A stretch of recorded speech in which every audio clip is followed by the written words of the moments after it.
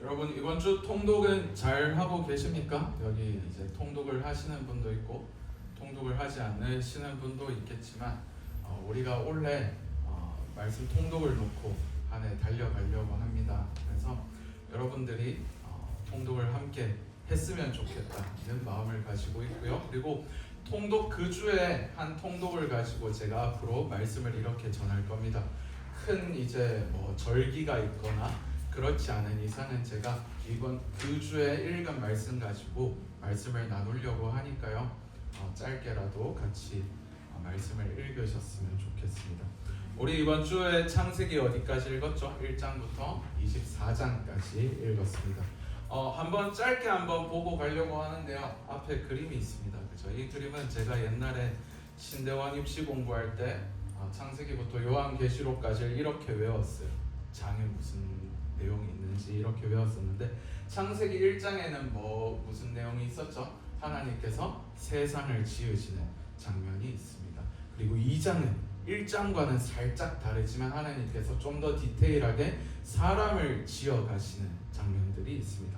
3장은요 이제 인간이 죄를 짓고 에덴 동산에서 쫓겨나는 이야기가 있습니다. 하지만 동시에 쫓겨나지만 제가 무슨 약속이 있다 그랬죠? 지난주에 하나님께서 내가 너를 구원할 것이다 라는 창세기 3장 15절에 있는 원시복음이 있다라고 이야기를 드렸죠.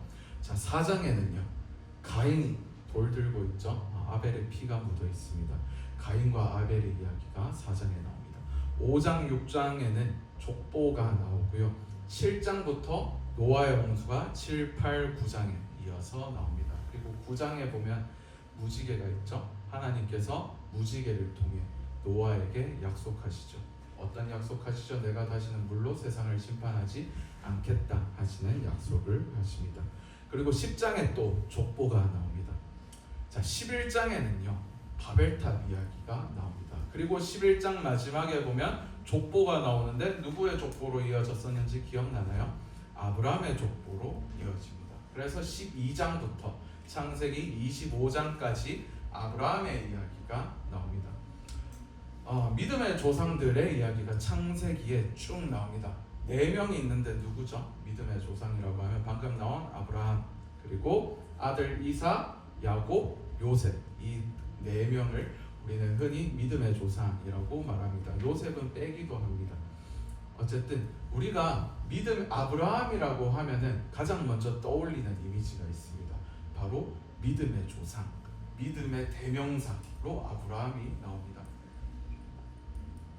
제가 주중에도 단톡방에 한번 올렸었는데 히브리서에서도 보면은 11장의 믿음에 관해서 이야기할 때 아브라함에 관해서 이야기를 합니다. 그만큼 성경에서 믿음이라는 것을 강조할 때 항상 나오는 사람이 바로 이 아브라함입니다. 아브라함이 왜 믿음의 조상일까요? 성경을 읽어보면요 여러분이 눈치를 채셨을지는 모르겠지만 약속 그리고 언약이라는 말이 계속해서 반복해서 나오는 것을 볼 수 있습니다. 정말 많이 나옵니다. 여러분이 이 두 단어를 딱 기억하고 성경을 읽으면요 이 두 단어가 약속과 언약이라는 단어가 정말 많이 나오는구나를 알 수 있습니다. 하나님께서 언약을 맺으십니다. 상호간에 약속을 맺으십니다. 왜 그럴까요? 자, 성경은요 구약과 신약으로 나뉩니다. 그죠? 구약 성경은 무슨 뜻이라고 했죠? 옛 언약, 옛 약속이라는 뜻입니다. 신약 성경은요 새로운 언약, 새로운 약속이라는 뜻을 가지고 있습니다. 약속이 무엇이길래 성경에서 이렇게 약속을 강조할까? 왜 성경도 약속이라는 걸 가지고 있을까? 구약, 옛날 약속, 새로운 약속을 가지고 성경이 이루어졌을까를 가지고 우리가 오늘 말씀을 한번 보고자 합니다. 약속은 여러분 뭐죠? 약속은 사실 사람마다 그 무게가 조금씩 달라지는 것 같습니다. 어떤 사람과의 약속은 만약에 밥 먹자라고 약속을 했을 때요 어떤 사람과의 밥 먹자는 그냥 지나가듯이 인사치레로 지나가는 그런 약속일 수가 있고요. 어떤 사람과의 약속은 반드시 만나게 되어지는 그런 약속일 수 있습니다. 그래서 어떤 사람과의 약속은 밥 한 끼 하자는 그 약속은 시간과 장소를 정하는 중요한 계획이 됩니다. 제가 만약에 상화 형제한테 다음 주 목요일에 만나서 밥을 먹읍시다 라고 약속을 잡았어요. 그러면 어떻게 되죠? 큰 일이 있지 않는 이상은 다음 주 목요일에 누구랑 만나서 밥을 먹어요? 제가 상화 형제랑 만나서 밥을 먹게 됩니다. 여러분, 그러면 이거는 뭐죠? 어느 정도 미래가 정해지게 되는 것입니다. 그죠? 신뢰관계 안에서의 약속은요, 미래를 정합니다. 언제 어디서 무엇을 하자고 약속을 하면요, 그것으로 미래가 정해집니다. 물론 세부적인 것은 만나봐야 알겠지만 그렇습니다. 반대로 우리가 신뢰가 약한 사람과의 약속은 어떻게 되죠? 미래가 불투명합니다. 제가 뭐 누구랑 밥을 먹자고 약속을 잡았지만 그 사람에 대한 신뢰가 저 사람이 다음 주 먹을까 안 먹을까? 저번에 깼던 경험이 있는데, 그러면은 그 미래는 확실한 미래예요? 불확실한 미래예요? 불확실한 미래죠. 언제 그 사람이 약속을 깰지 모른다는 불확실한 미래가 됩니다. 한마디로 상대에 대한 존중이 없다는 것을 이야기합니다. 그래서 많은 사람이 그렇겠지만 약속을 가볍게 여기는 사람이 좋아요, 싫어요? 별로 호감이 안 가죠. 약속을 가볍게 여기는 사람은 별로 좋은 감정이 생기지 않습니다. 이처럼 약속은요, 상대와 함께 미래를 함께 하기로 정하는 것이라고 할 수 있습니다. 그래서 약속은 어느 정도의 미래를 정합니다. 그리고 얼마나 상대방을 신뢰하고 존중하는지를 우리에게 보여줍니다. 그런 의미에서 아브라함의 이야기를 보면요, 아브라함과 하나님과의 약속, 언약이 계속해서 나오는 걸 볼 수 있습니다. 어떤 약속을 맺었죠? 혹시 여러분 기억나시나요? 창세기 12장과 15장에 하나님이 아브라함에게 나타나셔서 약속을 하십니다. 12장에 보면요, 제가 포인트 해놨죠? 아브라함에게 너는 내가 너로 큰 민족을 이루게 할 것이다. 너로 많은 민족이 복을 받게 할 것이다 라고 하나님께서 약속을 하십니다. 그리고 15장에 가면요, 아브라함이 하나님 근데 저는 자손이 없어요, 자식이 없어요 라고 하니까 하나님께서 내가 내 씨로 너를 큰 민족을 이루게 하겠다 라고 약속을 하십니다. 그런데 오늘 말씀을 읽어보면요, 아브라함은 하나님의 약속을 크게 신뢰하지 못했던 것 같습니다. 사례 역시 마찬가지입니다. 비록 그들이 하나님 앞에 엎드려 있지만 하나님을 존중하지 못하는 것처럼 보여집니다. 왜 신뢰하지 못할까요? 저는 그 이유를 그들이 처한 현실 속에서 찾습니다. 15장에서도 아브라함은 하나님을 온전히 신뢰하지 못합니다. 자신에게 자식이 없어서 자신이 아끼는 종이 제 상속자가 될 것입니다 라고 하나님께 이야기를 합니다. 아브라함이 현실을 보니까요, 도저히 이루어질 수 없는 약속이에요. 왜요? 16장에 아브라함은 몇 살이에요? 85살이에요. 아내 사례는요, 아브라함과 10살 차이 나거든요. 몇 살이죠? 75세예요. 여러분, 상식적으로 75세 할머니가 임신을 할 수 있을까요? 우리의 상식적으로 임신할 수 없습니다. 우리가 의학적으로 의사 산부인과 선생님들이 말씀하시는 걸 보니까 여성이 너무 기분 나쁘게는 듣지 마시고요, 선생님들 말이에요, 만 35세가 넘어가면 임신 확률이 많이 줄어든다라고 말씀을 하시더라고요. 그리고 우리 어머님들 보면요, 50세쯤 되면은 뭐가 오죠? 갱년기가 오죠. 그리고 폐경에 이르게 됩니다. 여성은요, 남성과 다르게 태어날 때부터 난자의 개수가 정해져서 태어난다라고 이야기를 합니다. 그죠?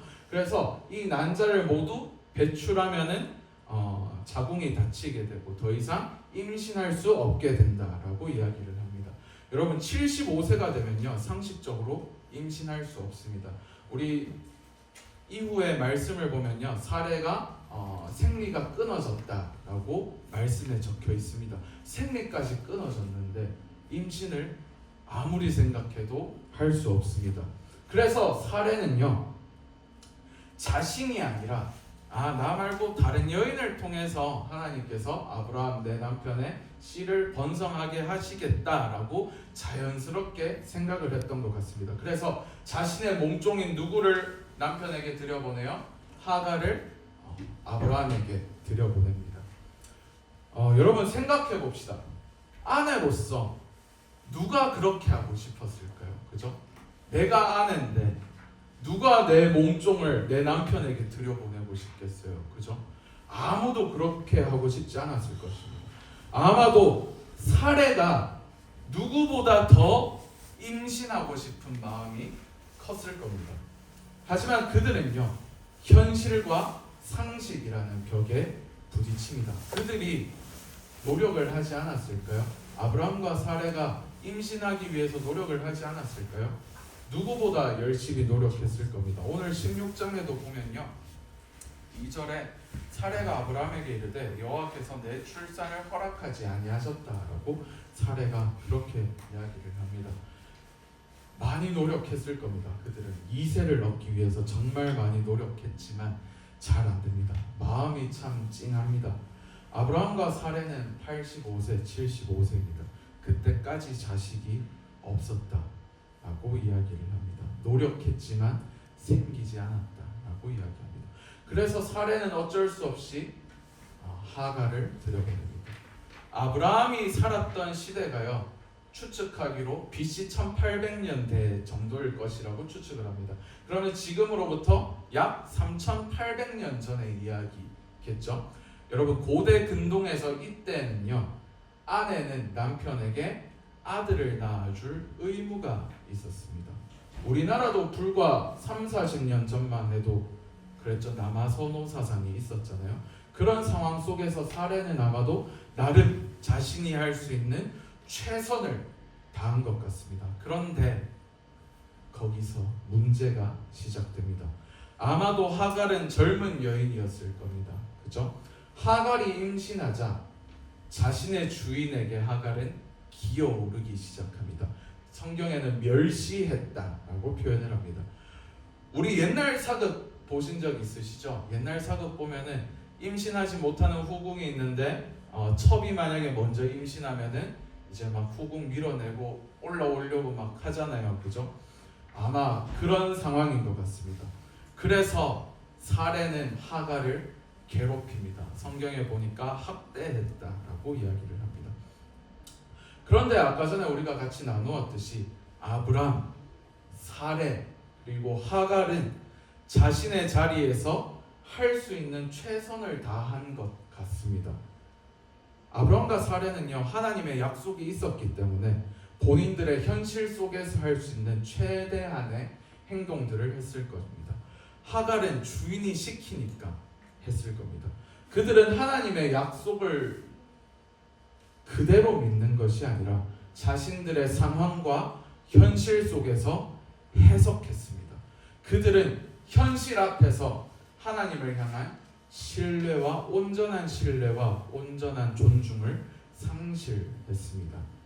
하나님이 자식을 주신다고 했고 사례는 임신할 수 없으니 다른 여인을 통해서 그렇게 하시려나 보다 라고 그들은 아마 당연히 생각했을 겁니다. 하지만 그 결과는 아름답지 못했습니다. 갈등이 생겼습니다. 모두가 상처를 받았습니다. 그들은 생각했을 겁니다. 무엇이 하나님의 뜻일까? 라고 생각했을 겁니다.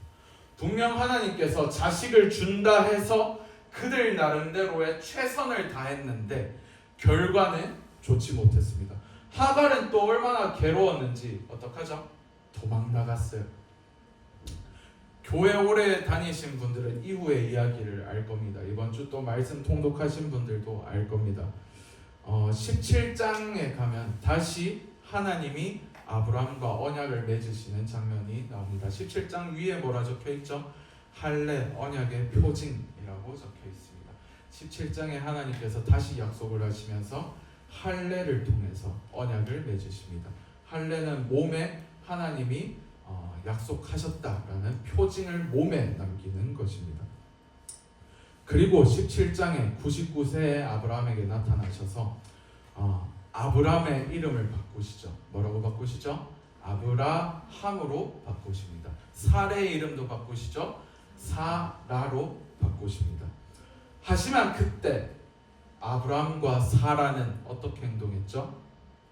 비웃었습니다. 하나님의 약속을 비웃었습니다. 그들의 현실과 상식 속에서는 도저히 일어날 수 없는 일이라고 그들은 판단했습니다. 그래서 아브라함 뭐라 그러죠? 이스마엘이나 잘 되길 바랍니다. 이스마엘은 하갈과의 사이에서 낳은 아들입니다. 이스마엘이나 잘 되길 바랍니다 라고 말합니다. 그냥 단순히 보면요, 오늘 여러분과 함께 나누는 본문은요, 아브라함과 사레의 실수라고 생각하고 넘어가기 쉽습니다. 맞습니다. 실수입니다. 더 기다렸어야죠. 하지만 그게 그렇게 쉬운 문제일까요, 여러분?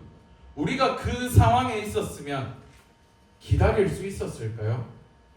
창세기 12장에서 하나님과 처음 아브라함과 언약을 맺으실 때 75세였습니다. 아브라함이.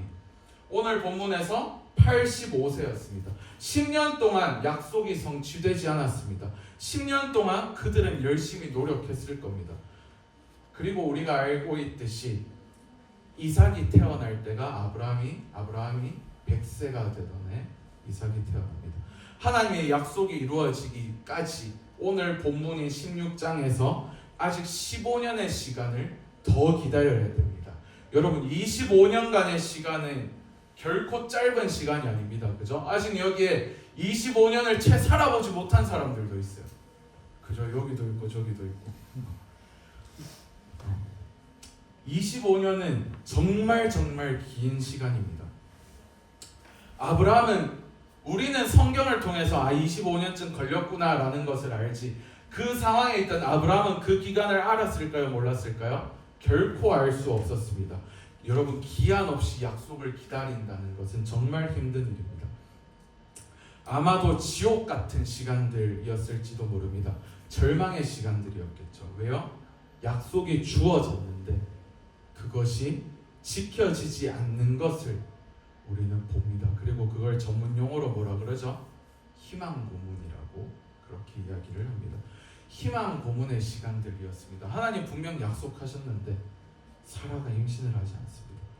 희망 고문만큼 힘든 것도 없습니다. 잡힐 듯 잡히지 않는 것에서부터 오는 스트레스는요, 어마어마합니다. 그죠? 그래서 18장에 나오듯이 99세의 아브라함에게 찾아온 천사를 아브라함과 사라는 비웃었습니다. 24년 동안 우리가 노력했는데 안 됐는데, 더 오랜 시간 동안 노력했는데 안 됐는데 될까요? 그냥 이스마엘이나 잘 되게 해주세요 라고 이야기합니다. 그런데요, 저는 아브라함과 사라가 하나님의 약속을 비록 비웃었지만 우리가 주목해 보아야 할 것이 한 가지 있습니다. 뭐죠? 사라가 임신했다는 사실입니다. 선생님, 사라가 임신한 게 왜요? 라고 질문할 수 있습니다. 여러분, 임신은 혼자 합니까? 부부가 동침해야지 임신합니다. 아브라함과 사라가 하나님의 약속을 비웃었지만 그들은 동침했다라는 것을 우리가 알 수 있습니다. 16장에서 우리가 만났던 85세의 아브라함과 75세의 사레는요, 하나님의 약속 앞에서 현실과 상식으로 그것을 해석하고 받아들였다면 17장, 18장에 나오는 99세 아브라함과 사라는요, 비록 하나님의 말씀을 비웃었지만 다시 한번 그 약속을 붙잡습니다. 저는 여기서 예수님의 이 비유가 떠올랐습니다. 마태복음인데요, 21장 28절에서 32절에 나오는 말씀입니다. 다음으로 넘겨주시면요, 예수님께서 이런 비유를 드십니다. 두 아들이 있는데 맏아들에게 너 가서 일 좀 해라 했는데 맏아들이 뭐라 그래요? 네 하고 안 갔어요. 둘째 아들한테도 너 가서 일 좀 해라 했는데 둘째 아들이 뭐라 그래요? 싫어요 하고 좀 있다가 그래도 가야겠다 하고 뉘우치고 갔다라고 예수님 말합니다. 그럼 예수님 말하죠. 야, 그러면 이 첫째 아들 둘째 아들 중에 누가 말씀을 들은 자냐? 라고 이야기합니다. 여러분, 누가 말씀을 들은 자죠? 간아들, 둘째 아들이죠. 그죠? 둘째 아들은 싫다고 했지만 이후에 뉘우치고 갔습니다. 저는 이 아브라함과 사라의 행동에서 이 예수님의 비유가 떠올랐습니다. 그들은 하나님 앞에서 비록 비웃었지만 하나님을 다시 한번 하나님의 약속을 붙잡습니다. 입으로는 말도 안 돼라고 했지만 그 부분은 다시 잠자리를 가졌습니다. 여러분, 이것이 모순으로 보이시나요? 제 눈에는요, 이 믿음이야말로 밑바닥을 경험한 간절한 믿음으로 보입니다. 아브라함과 사라는 현실이라는 벽에 가로막혀서 하나님의 약속을 제대로 신뢰하지 못하고요, 희망 고문에 지쳐서 그 약속을 비웃었지만 하나님을 신뢰하지 못하고 존중하지 못했지만 그럼에도 불구하고 신락 같은 약속을 다시 한번 붙잡습니다. 그리고 성공하게 됩니다. 그리고 아들의 이름을 뭐라고 짓죠? 이삭이라고 짓습니다. 이삭의 이름의 뜻이 뭐죠? 웃음입니다. 하나님은요, 아브라함과 사라의 비웃음을 진짜 웃음으로 바꾸셨습니다. 왜 이 두 사건의 아브라함과 사라의 태도의 차이점이 왜 바뀌었는가라고 생각을 해볼 수 있습니다. 저는 그 차이점이 아마도 실수에 있다라고 생각합니다. 실수해본 사람은요, 방향을 다시 잡을 수 있습니다. 자신들의 현실과 상식으로 인해서 서로가 상처 입은 경험을 해봤기 때문에 그들은 방향을 재설정할 수 있습니다. 우리는 철저한 실패 속에서요, 나의 현실과 상식이 철저하게 무너진 곳에서 비로소 하나님의 약속을 제대로 바라볼 수 있습니다. 내가 아무것도 기댈 수 있는 것이 없을 때 우리는 온전히 하나님의 약속에 의지하게 됩니다. 그들은 다시 한번 깨달았습니다. 내 방법이 아니라 하나님의 약속을 붙잡아야 하는구나 라고 그들은 다시 한번 깨달았을 겁니다. 그렇게 그들은 실수를 딛고 다시 약속을 붙잡습니다. 말씀을 볼 때는요, 우리가 언제나 오늘날 우리에게 대입해 볼 줄 알아야 됩니다. 여러분, 아브라함이 붙잡아야 할 약속은 뭐였죠? 하나님의 아들의 약속, 그리고 너로 말미암아 큰 민족을 이루고 모든 민족이 너로 말미암아 복받게 해주겠다는 그 약속이 아브라함에게 주어졌습니다. 그러면 여러분, 오늘 우리에게 주어진 하나님의 약속은 뭘까요? 교회에서 수도 없이 들었습니다. 근데 우리는 항상 까먹죠. 구약 성경은 아까 전에 무슨 뜻이라 했죠? 옛 언약, 옛 약속이라고 이야기했습니다. 그러면 신약 성경에 그 약속이 있겠다, 그죠? 신약은 왜? 새로운 약속, 새로운 언약이니까 그 약속은 신약에 있을 겁니다. 그 약속의 핵심은 두 가지입니다. 글씨가 작죠? 첫째는 예수님께서 언제까지 우리와 함께 하신다고요? 세상 끝날까지 우리와 함께 하시겠다는 그 약속입니다. 첫 번째 약속, 이거를 임마누엘이라 그럽니다. 임마누엘 뜻이 뭐죠? 우리와 함께 하시는 하나님이라는 뜻입니다. 두 번째 약속은 뭐죠? 예수님께서 승천해서 올라가시면서 내가 다시 오겠다 라고 하신 그 약속입니다. 우리는 이 두 약속 사이를 살아갑니다. 내가 너희와 함께 하겠다고 하신 그 약속과 다시 오겠다 하신 그 약속 사이에서 우리는 살아갑니다. 지금 우리와 함께 하시는 하나님과 미래에 오실 예수님 사이에서 우리는 어떻게 살아가야 할지를 고민해 봐야 됩니다. 예수님 우리에게 당부하십니다. 밑에 말씀이 보이나요? 한번 같이 읽어볼까요? 새 계명을 너희에게 주노니 서로 사랑하라. 내가 너희를 사랑한 것 같이 너희도 서로 사랑하라. 너희가 서로 사랑하면 이로써 모든 사람이 너희가 내 제자인 줄 알리라. 아멘. 이것이 바로 하나님의 약속을 붙잡은 사람들의 그 기다림을 채워가는 방식이라고 할 수 있습니다. 이것이 하나님의 뜻입니다. 하나님의 뜻은요, 내가 어느 직장에 갈지, 누구와 연애를 할지, 누구와 결혼을 할지에 있는 것이 아니라 어떻게 하나님의 사랑을 전하고 지켜나갈지에 있습니다. 사실 우리는요, 이 말씀을 너무나도 많이 들어서 잘 알고 있습니다. 하지만 매번 우리는 어떡하죠? 하나님의 약속을, 하나님의 뜻을 잊어버립니다. 잊고 살아갑니다. 그래서 우리는 하나님의 뜻을 계속해서 실수하면서 다시 깨닫고 다시 깨달으면서 알아갈 것입니다. 그렇게 성장해 갈 것입니다. 우리는 현실과 상식이라는 나만의 세상에 갇혀서 살아가는 우리는 나의 현실과 나의 상식이 내 세상이 깨지며 조금씩 성장해 갈 것입니다. 하나님께서는요, 내 세상이 깨어지는 그 틈을 통해서 우리를 끊임없이 부르십니다. 약속을 계속해서 상기시키십니다. 말씀을 통해서, 앞에서 설교하시는 설교자를 통해서, 우리가 읽는 성경 말씀을 통해서 하나님은 계속해서 상기시키실 겁니다. 하나님은 우리가 갇혀있는 세상과 현실의 그 벽을 뚫고 알을 깨고 나오시기를 바라고 계십니다. 말씀을 마무리하려고 합니다. 그래서 여러분, 실수한다고 절망하지 마시길 바랍니다. 믿음의 조상이라 불리는 아브라함과 사라도 수도 없이 실수했습니다. 서로에게 상처를 주었습니다. 하지만 하나님은 그들 모두를 돌보셨습니다. 하나님께서 실수하는 우리 역시 돌보실 것이라 믿습니다. 아멘. 저도 누군가에게 상처를 주었을 것이고요. 저도 누군가에게 상처를 받았을 것입니다. 그리고 여기 있는 여러분 모두도 아마 누구에게 상처를 주기도 하고 받기도 했을 겁니다. 우리가 비록 나 자신의 현실과 상식이라는 세상에 갇혀서 서로가 서로에게 상처를 주지만요, 하나님께서는 우리를 지켜주실 겁니다. 실수로 인해서 벌어진 그 틈을 통해서 우리에게 내가 너희를 사랑한 것 같이 너희도 서로 사랑하라 라고 하나님 이야기하십니다. 그리고 그렇게 약속하십니다.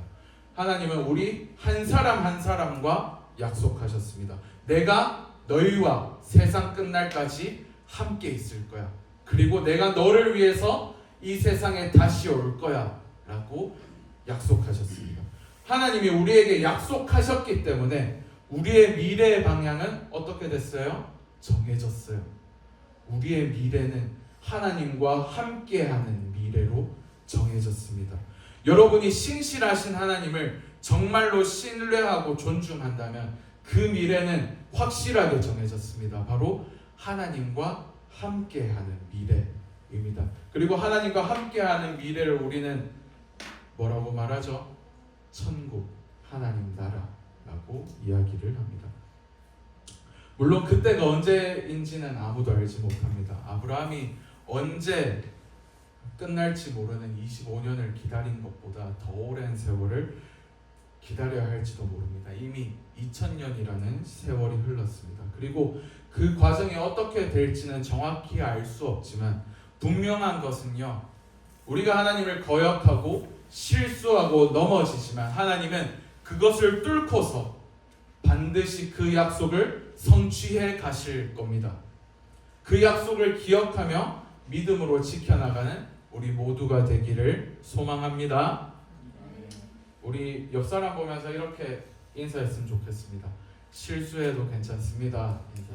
실수해도 괜찮습니다. 하나님은 당신을 포기하지 않으십니다. 우리 다시 사랑합시다. 우리 다시 사랑합시다. 아멘. 기도합시다. 우리를 인내하시는 하나님, 우리가 비록 실수하고 하나님의 약속을 신뢰하지 못하는 순간들이 있습니다. 주님, 그러나 그 순간에도 우리를 놓지 말아 주옵소서. 우리의 현실과 상식이 깨어지게 하시고 그곳에서 다시금 하나님의 약속을 온전히 바라보게 하여 주옵소서. 거룩하신 예수 그리스도의 이름으로 기도합니다. 아멘.